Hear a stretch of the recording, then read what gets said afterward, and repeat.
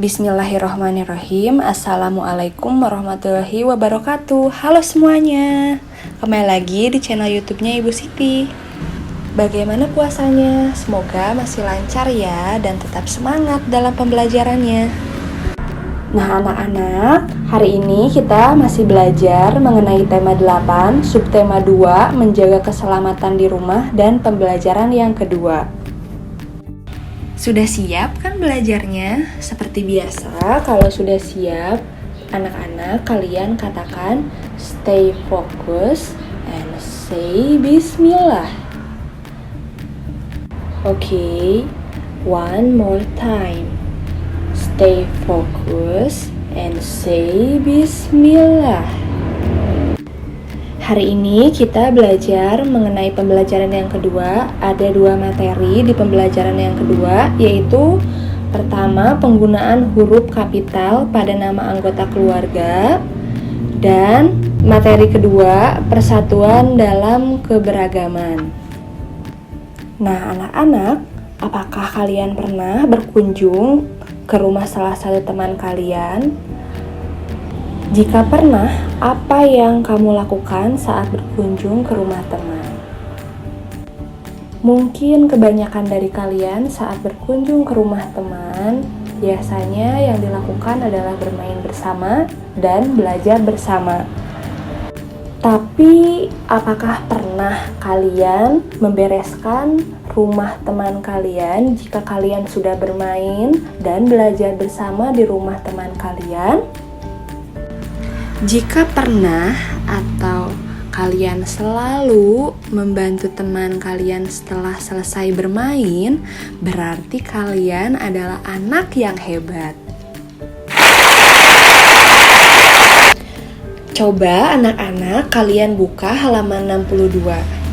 Udin dan keluarga melakukan kerja bakti di rumah. Teman-teman Udin juga ikut membantu. Mereka membersihkan perabot rumah tangga. Perabot yang bersih akan tahan lama. Lalu ada percakapan Udin bersama teman-temannya. Lani, Udin, aku punya usul. Bagaimana kalau di bawah setiap foto ini kita tempel namanya? Ide bagus, fotonya pasti lebih menarik.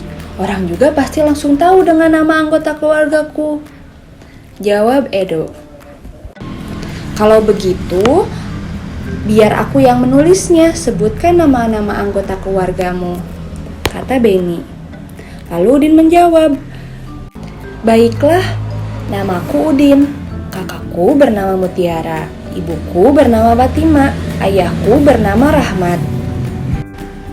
Apakah kalian masih ingat penggunaan huruf kapital? Huruf kapital biasanya digunakan pada awal kalimat. Contoh kalimatnya. Ini kata di awal kalimatnya, K-nya menggunakan huruf kapital. Kita harus pulang sebelum hari petang, titik. Lalu huruf kapital itu digunakan sebagai huruf pertama pada nama orang. Misalnya di sini ada contohnya Tengku Umar. T dan U-nya menggunakan huruf kapital, lalu M, Muhammad Hatta, M dan H-nya menggunakan huruf kapital. Lalu di halaman 63 ada nama-nama anggota keluarganya Udin. Ingat ya, huruf awal dan nama orang menggunakan huruf kapital. Di sini namaku Udin. Yang kedua, kakakku bernama Mutiara. Yang ketiga, contoh kalimatnya, ibuku bernama Fatima. Yang keempat, ayahku bernama Rahmat.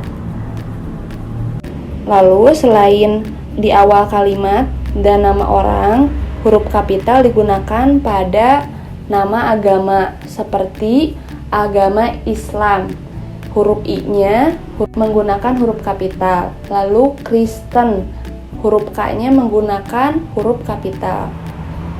Lalu sekarang giliran kalian melengkapi nama anggota keluarga kalian di rumah. Keluarga Udin dan teman-teman Udin membereskan rumah dengan begitu cepat. Mereka tidak membutuhkan waktu yang lama karena mereka itu kerja bakti.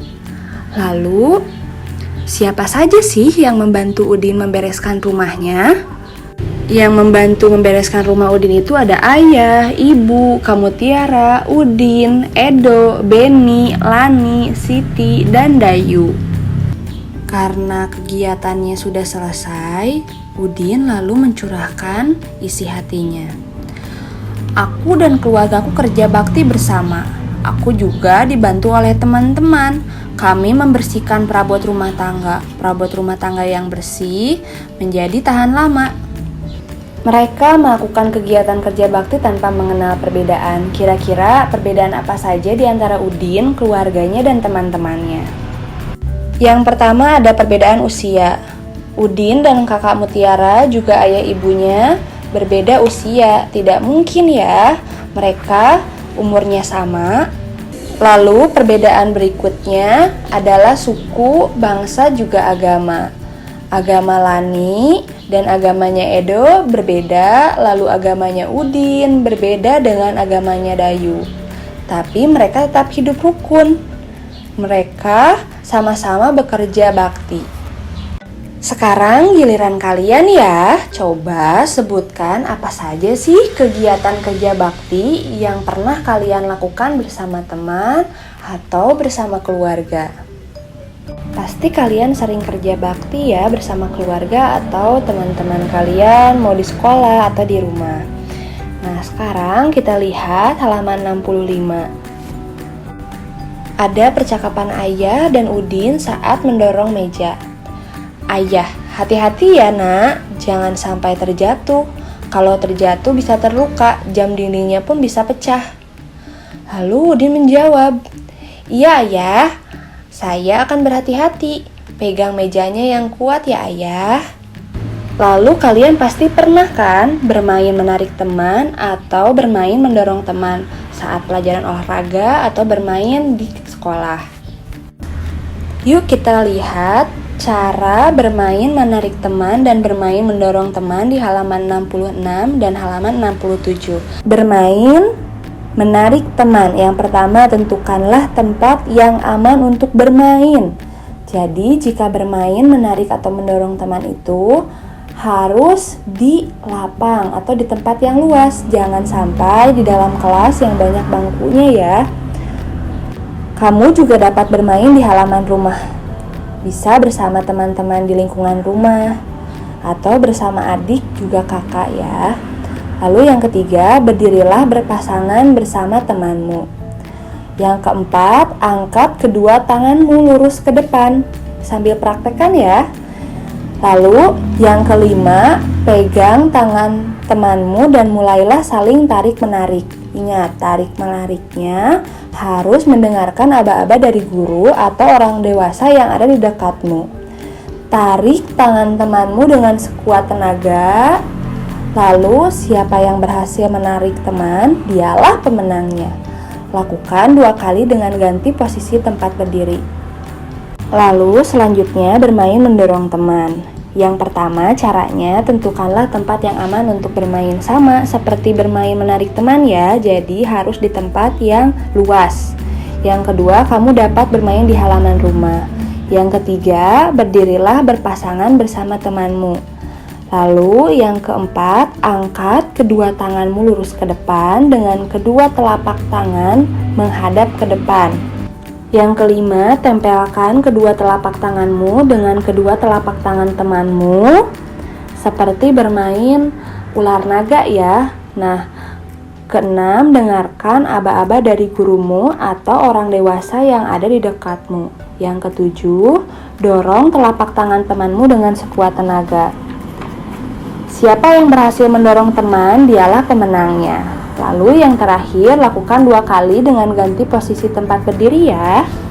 Cukup sekian pembelajaran hari ini. Sampai bertemu lagi di pembelajaran hari Senin ya, pada pembelajaran yang ketiga. Harus tetap semangat walaupun sedang puasa dan tetap jaga kesehatan dan kebersihannya. Sampai jumpa anak-anak kelas 2B. Wassalamualaikum warahmatullahi wabarakatuh.